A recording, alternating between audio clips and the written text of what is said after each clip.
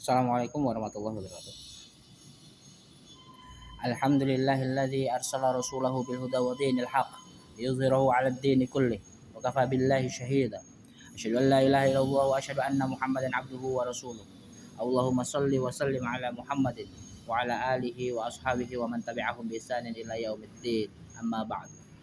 Fa ya ibadallah usikum wa nafsi bi taqwallah wa ta'atihi la'allakum turhamun. Ittaqullaha faqad fazal muttaqun. A'udzu billahi minasyaitonir rajim. Bismillahirrahmanirrahim. Ya ayyuhalladzina amanu taqullaha haqqa tuqatih wa la tamutunna illa wa antum muslimun. Wa qala Allahu fi kitabihil munazzal. A'udzu billahi minasyaitonir rajim. Bismillahirrahmanirrahim. Wal 'asri innal insana lafi khusr illa alladzina amanu wa 'amilus solihati wa tawassaw bil haqqi wa tawassaw bis sabr. Segala puji kita panjatkan kehadiran Allah Subhanahu wa taala atas limpahan rahmat dan karunia-Nya, atas segala nikmat yang telah dianugerahkan. Salawat dan salam tak lupa kita haturkan kepada Nabi besar Muhammad sallallahu alaihi wasallam, keluarganya, sahabatnya dan segenap pengikutnya hingga hari akhir kelak. Lebih dahulu khatib berwasiat kepada pribadi dan jamaah untuk berusaha meningkatkan keimanan dan ketakwaan kita kepada Allah Subhanahu wa taala dengan takwa yang seutuh-utuhnya dan sebenar-benarnya. Hadirin jamaah Jumu'ah, as'adakumullah. Kita sering mendengar bahwa waktu adalah hal urgent dalam segenap nafas hidup kita, sejak kelahiran kita di hari perdana hingga sakaratul maut kita. Bahkan pepatah Arab mengatakan al-waqtu kas-sayf, yang kas-sayf, yang menggambarkan perang gandanya yang menguntungkan atau bahkan merugikan penggunanya itu sendiri. Pepatah bahasa Inggris juga mengatakan bahwa time is money, yang berarti waktu menjadi modal raihan terhadap uang, di mana uang tersebut dapat dimanfaatkan dan didistribusikan ke berbagai maslahah minor atau maslahah turunan sehingga nuansa rahmatan lil alamin dapat tercicil sedikit demi sedikit. Bahkan keberpihakan Allah terhadap waktu digambarkan melalui identitas nama-nama dan tema-tema besar dari berbagai surah yang ada dalam Al-Quran seperti Al-Qiyamah, peristiwa hari kiamat, Al-Ghasyiyah, hari pembalasan, Al-Fajr, hari waktu fajar, Al-Lail, waktu malam, Ad-Duha, waktu matahari sepenggalahan naik, Al-Qadar, malam Lailatul Qadar, Al-Qari'ah, hari kiamat, Al-Asr, masa atau waktu, dan mungkin masih ada lagi yang belum khatib ketahui. Hadirin jamaah Jumu'ah arzakumullah hayatakum. Ada satu surah yang membicarakan soal waktu dan berkaitan dengan nasib masa depan manusia, yaitu surah Al-Asr. Surah ini tidak hanya membicarakan masa depan manusia di dunia, tetapi juga masa depan manusia di akhirat. Nah, pada ayat pertama yang berbunyi wal asr yang berarti demi waktu. Penggunaan huruf wawu di ayat perdana tersebut menunjukkan fungsi al-qasam yang secara ilmu nahwu menunjukkan makna sumpah. Hal ini mengindikasikan kesungguhan Allah dalam menyatakan hal-hal yang berkaitan dengan waktu itu sangat penting atau urgent. Sumpah Allah tentu lebih bermakna dibandingkan sumpah manusia yang hanya segumpal darah yang diliputi sifat salah dan lupa. So, sumpah Allah lebih bernilai kepastian, lebih bernilai kebenaran dibandingkan sumpah manusia, jin, dan hewan yang pasti memiliki prosentase kealpaan dan kemungkinan kegagalan atau keingkaran. Hadirin jamaah Jumu'ah al-Aizza. Pada ayat kedua kita disodorkan firman Allah yang berbunyi innal insana lafi khusrin, yang artinya sesungguhnya manusia teramat pasti dalam kerugian atau kebangkrutan. Mari kita lihat ayat kedua ini diawali dengan huruf inna.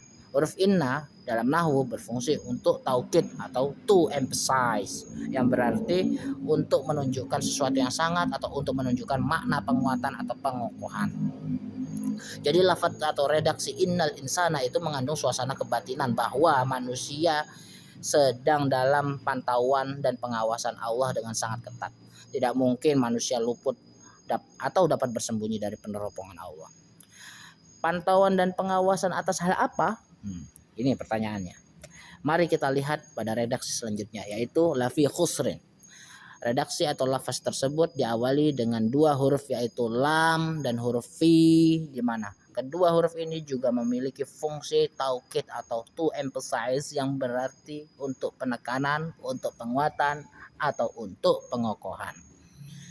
Pertanyaannya kemudian muncul, penekanan, pengokohan, dan penguatan untuk hal apa? Ya sudah pasti untuk khusrin, yang berarti bangkrut atau rugi. Jadi manusia sejak zaman sebelum Masehi hingga kiamat kelak sudah pasti dalam keadaan merugi atas nama kebobrokan dalam pengelolaan waktu. Kembali ke ayat pertama, wal asri. Manusia akan merasa sangat bangkrut dan sia-sia atas seluruh jerih payah dan tindakan mereka serta sikap dan ucapan mereka, karena sedari balita hingga mati itu semua itu karena lemahnya mereka dalam memanage waktu. Loh Pak Khotib, apa buktinya? Lah, tadi sudah jelas-jelas Allah sampaikan ayat kedua surat Al-Asr mengandung 3 huruf taukid. 3 huruf jemaah, 3 huruf taukid jemaah, 3 huruf penekanan, 3 huruf penguatan.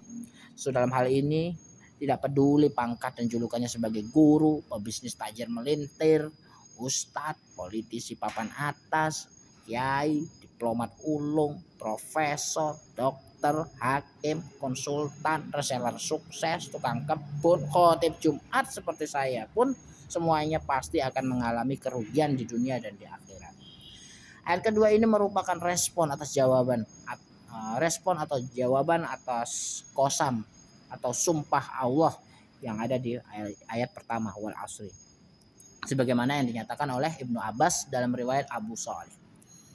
Bahkan menurut Abu Abdullah Muhammad ibni Ahmad ibni Abi Bakrin Al-Qurtubi dalam karyanya yang berjudul Al-Jami'u li Ahkamil Quran wal Mubayyinu lima tadammanuhu minas sunnati wa ayil furqani di halaman ke-465 menyatakan bahwa ayat innal insana lafi khusrin tidak hanya menetapkan manusia sebagai sosok yang merugi atau khusrin, tapi juga sebagai ghabnin atau hancur. Manusia hancur, cur.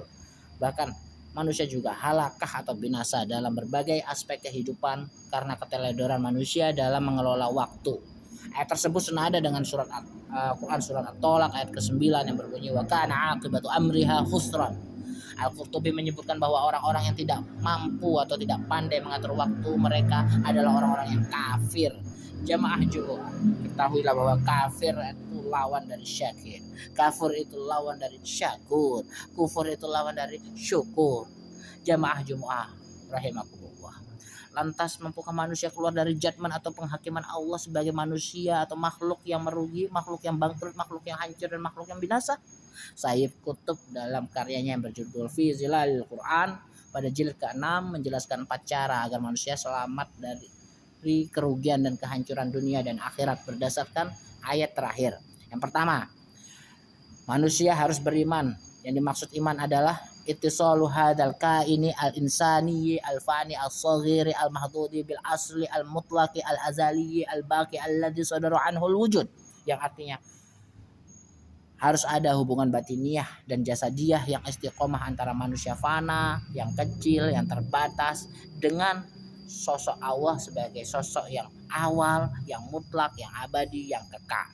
Hal ini senada dengan Quran surat 2 ayat ketiga. Alladzina yu'minuna bil ghaibi wa yuqimunas sholata wa mimma razaqnahum yunfiqun.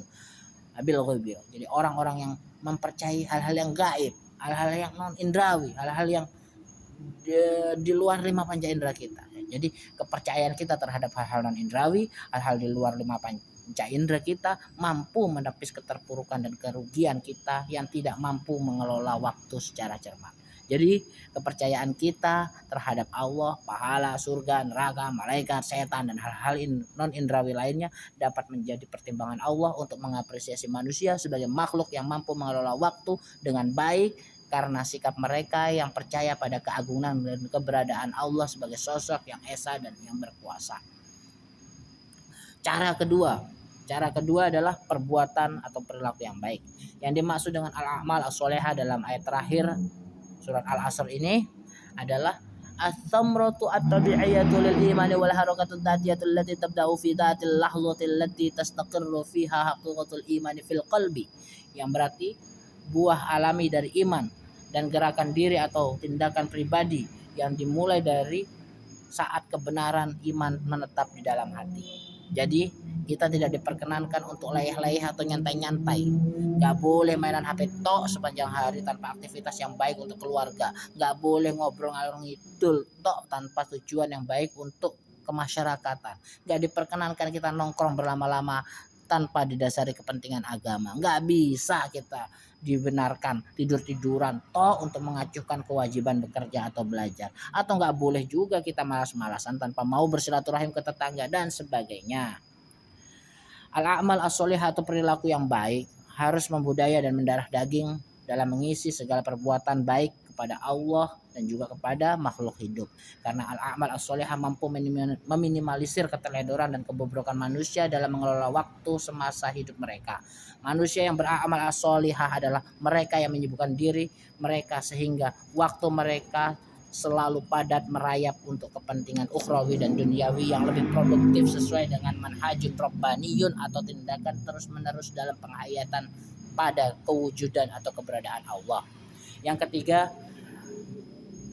harus saling menasehati untuk kebenaran atau wasobil haqqi. Yang dimaksud dengan atau wasobil haqqi menurut Sayyid Qutb adalah an-nuhudhu bil haqqi asirun wal mu'awwaqatu 'anil haqqi kathiratun.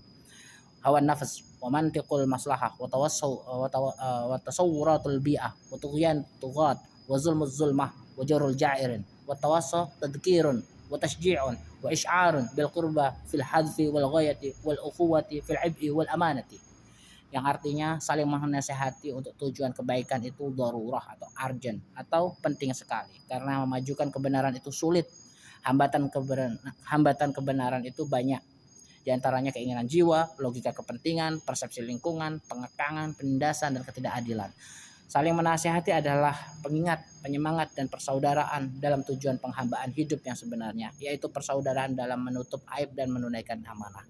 Jadi manusia yang menyempatkan waktunya untuk menasihati sesamanya dalam hal kebajikan dan akan dianggap sebagai orang yang mampu mengelola waktu hidupnya, waktu bermuslimnya dengan baik menurut Allah. Dan yang terakhir adalah saling menasihati untuk bersabar atau wasobis sabr.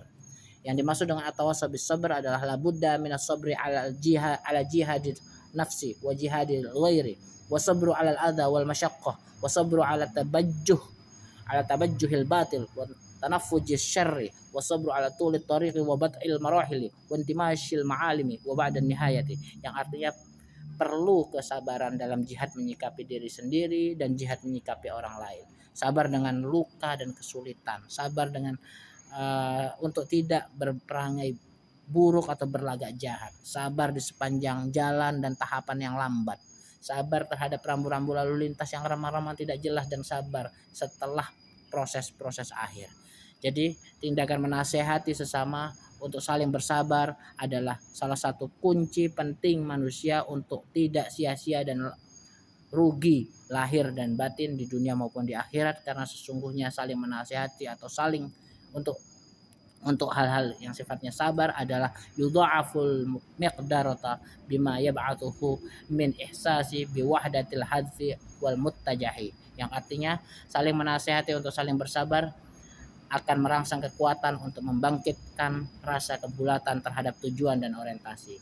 Jadi saling menasihati untuk saling bersabar mampu menjadi self reminder, pengingat diri untuk lebih arif dalam mengelola waktu agar mendapatkan apresiasi atau ridha Allah Subhanahu wa taala. Hadirin sidang Jumat, asadakumullah, barangkali kutipan ayat Al-Qur'an tersebut menjadi bukti agar kita selalu bijak dan arif dalam mengelola waktu sebaik mungkin untuk kepentingan agama dan kemanusiaan. Ayat tersebut merupakan lampu merah sebagai batasan final agar kita tidak teledor dalam mengelola waktu. Manusia tidak akan menjadi makhluk yang merugi di sisi Allah jika beriman, berbuat sholih, saling menasihati untuk berbuat baik, dan saling menasihati untuk bersabar. Barakallahu li wa lakum fil Qur'anil azim wa nafa'ani wa iyyakum bima fihi minal ayati wadh-dhikril hakim wa taqabbalallahu minna wa minkum tilawatahu innahu was-sami'ul alim. Alhamdulillahirabbil alamin wassalatu wassalamu ala asyrafil anbiya'i wal mursalin wa ala alihi wa sahbihi ajmain. Asyhadu an la ilaha illallah wahdahu la syarikalah wa asyhadu anna Muhammadan abduhu wa rasuluh la nabiyya ba'da. Allahumma shalli wa sallim ala sayyidina Muhammad. A'udzu billahi minasyaitonir rajim. Bismillahirrahmanirrahim. Ya ayyuhalladzina amanu taqullaha haqqa tuqatih wa la tamutunna illa wa antum muslimun. Wa qala Allah fi kitabihil maknun innallaha wa malaikatahu yusholluna 'alan nabi ya ayyuhalladzina amanu shallu 'alaihi wa sallimu taslima. ربنا ظلمنا أنفسنا وإن لم تغفر لنا وترحمنا لنكونن من الخاسرين. اللهم اغفر للمسلمين والمسلمات والمؤمنين والمؤمنات الأحياء منهم والأموات. اللهم أعز الإسلام والمسلمين وأذل الشرك والمشركين وانصر من نصر الدين ودمر أعداء الدين وعلي كلمتك إلى يوم الدين. ربنا آتنا في الدنيا حسنة وفي الآخرة حسنة وقنا عذاب النار. وصلى الله على سيدنا محمد وعلى آله وصحبه وسلم والحمد لله رب العالمين. عباد الله إن الله يأمر بالعدل والإحسان وإيتاء ذي القربى وينهى عن الفحشاء والمنكر والبغي يعظكم لعلكم تذكرون. واذكروا الله العظيم يذكركم واشكروه على نعمه يزدكم ولذكر الله أكبر. أقم الصلاة.